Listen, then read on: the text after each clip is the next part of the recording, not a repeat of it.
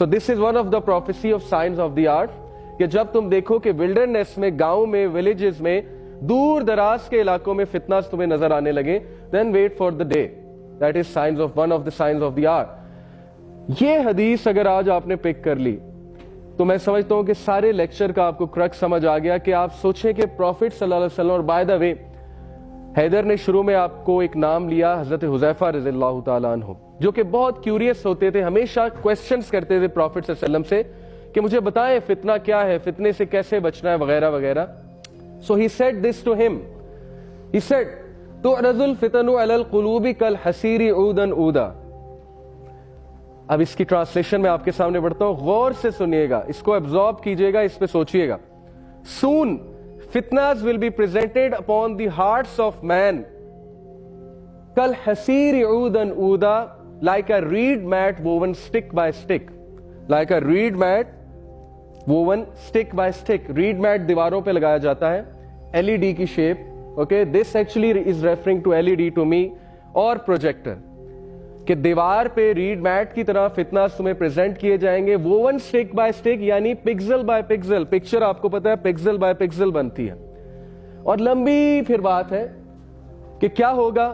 لیکن جو بات میں آپ کو بتانا چاہتا ہوں, جو انڈر لائنڈ ہے, کہ جو بھی اس فتنے کی طرف جائے گا, جو بھی اس فتنے سے انفلوئنس ہوگا, what will happen? لا يعرف معروفا ولا ينكر منکرا الا ما اشرب من هوى.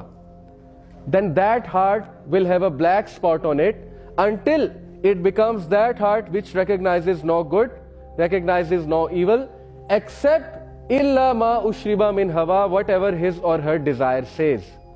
They will be people of desires. میرا جسم میری مرضی. فتنہ اس لیول کا ہو جائے گا کہ وہ یہ کہیں گے کہ قرآن و حدیث سائڈ پہ لگاؤ, نیکی کیا بدی کیا یہ تم نے مولویوں نے خود باتیں بنائی ہوئی ہیں کہ یہ نیکی ہے یہ ایول ہے. اصل میں جو میرا مائنڈ کہتا ہے, whatever my intelligence says, that is bad and that is good.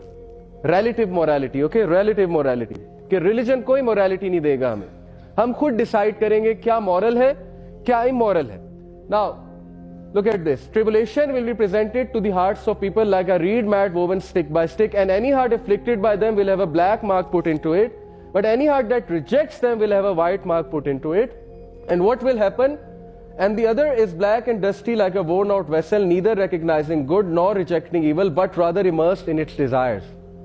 Relative morality. اور یہ ہو رہا ہے کہ ہم وہ لوگ جو ٹی وی پر بیٹھے ہوئے ہیں, ہم ان کو نبی مان بیٹھے ہیں, ہم ان کے ویوز سے اتنا انفلوئنس ہو چکے ہیں, ہم وہ ٹی وی سیریز کی آئیڈیالوجی, موویز کی آئیڈیالوجی کو اصل میں قرآن سمجھ بیٹھے ہیں کہ اب ہم ان سے آئیڈیالوجی لے رہے ہیں, ان سے فلسفی آف لائف لے رہے ہیں, اور ہم ان سے لے کر اسلام کو اصل میں ریجیکٹ کر رہے ہیں اور ریلیٹیو مورالٹی کی طرف جا رہے ہیں. دس از دا فتنہ. Having said it, that doesn't mean I am saying LED is haram, projector is haram. You know what I mean, کہ ہر چیز کا اپنا ایک فتنہ ہوتا ہے, ہر انسان کا اپنا ایک فتنہ ہوتا ہے. جیسے اولاد معصوم ہے, بچے معصوم ہوتے ہیں, لیکن ان کا ایک فتنہ ہے, ان کا ایک ٹیسٹ اور ٹرائل ہے.